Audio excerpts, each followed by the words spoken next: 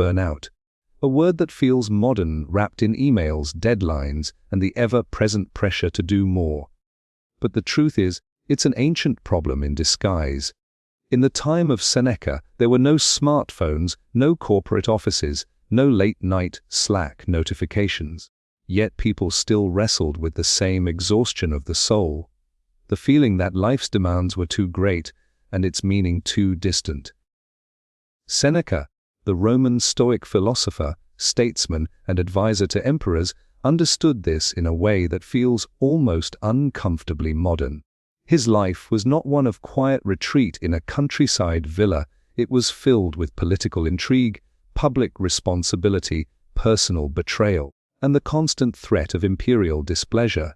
And yet, within the chaos, he carved out a philosophy for surviving, and even thriving, without letting the fire of the spirit burn out. He would begin with a recognition. Burnout does not come merely from working hard, but from working without a sense of purpose. Seneca wrote that it is not that we have a short time to live, but that we waste much of it. The wasting he spoke of is not the lazy idleness that our modern minds imagine, but a subtler theft, spending our energy on what others demand, chasing after approval, wealth, and status, while neglecting the work that actually nourishes us. For Seneca, the first defense against burnout was to reclaim ownership of your time. In his famous letter, On the Shortness of Life, he warns that people guard their money but squander their hours freely, as if time is the one resource they can afford to lose. If you truly grasped that your hours were the most precious thing you own, he argued, you would be more careful in spending them, and that care alone would spare you from much exhaustion. But he also knew this was not easy. Life has a way of intruding. The demands of others are persistent, obligations multiply. Seneca's advice here was surprisingly practical for a man of lofty philosophical ideals. Learn the art of saying no. Not the harsh, selfish no, but the gentle and principled refusal that comes from knowing your own limits. Burnout is often born in the fertile ground of overcommitment, where you agree to more than your soul can carry. Seneca would say that to serve others well, you must first be strong within yourself. A burnt-out flame cannot light another torch. To deny your own limits is to pretend you are infinite, and you are not. Accept your human finitude and work within it. And this is where he parts company with the frantic overachiever mindset that so dominates modern culture. Today, people believe that rest is a luxury to be earned after a certain quota of productivity. Seneca would tell you that rest is a duty. He writes of the importance of leisure, not in the sense of idle entertainment, but as a noble use of free time for reflection, learning, and the cultivation of the mind. For him, leisure was not the absence of work, it was the highest form of work, the work of becoming a better human being. In that sense, leisure was medicine for burnout, not an indulgence after it had already set in. Yet even with purposeful work and deliberate rest, Seneca knew that the mind could wear itself out in other ways. Much of burnout, he might say, is mental clutter. Our thoughts are pulled in 100 directions. Worries about the future, regrets about the past, constant comparisons with others. All of these are thieves of presence. The Stoic remedy here was to train the mind to live in the present moment, to deal only with the troubles at hand. Seneca reminds us that we suffer more in imagination than in reality. How often is burnout compounded by problems we have not yet faced, but which we rehearse endlessly in our minds? He counseled us to cut these rehearsals short. Today has enough demands, tomorrow's can wait their turn. This brings us to another cornerstone of his approach, the acceptance of what lies beyond your control. Much burnout stems from a futile attempt to bend reality to our will. We imagine that if we just try harder, work longer, sacrifice more, we can shape every outcome. But Seneca saw that this was a recipe for despair. The Stoic practice was to distinguish between what is within your control, your actions, your attitude, your choices, and what is not, which is almost everything else.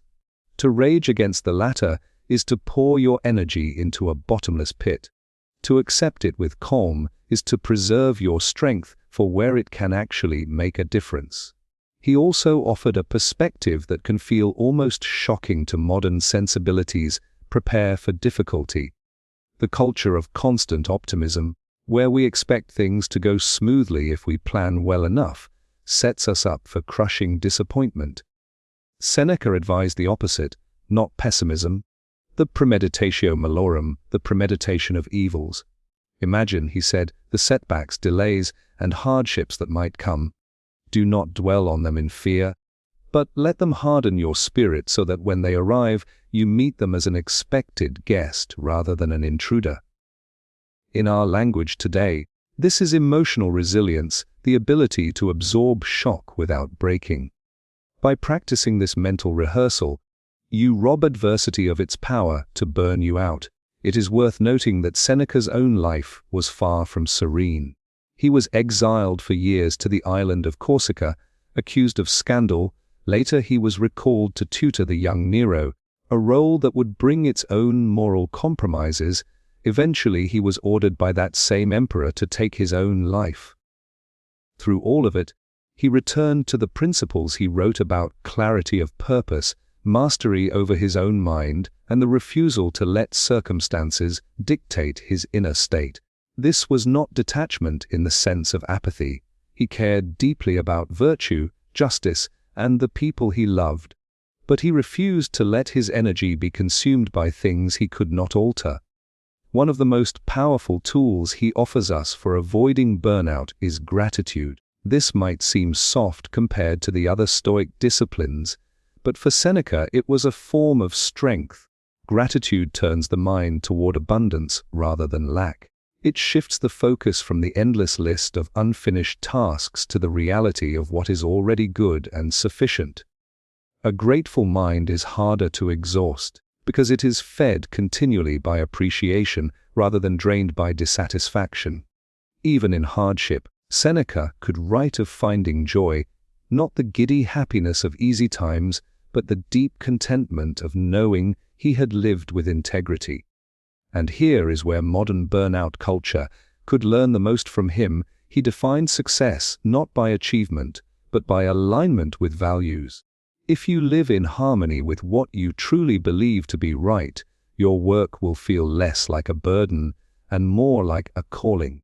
The endless chase for external validation, promotions, titles, applause, is a treadmill that wears people down.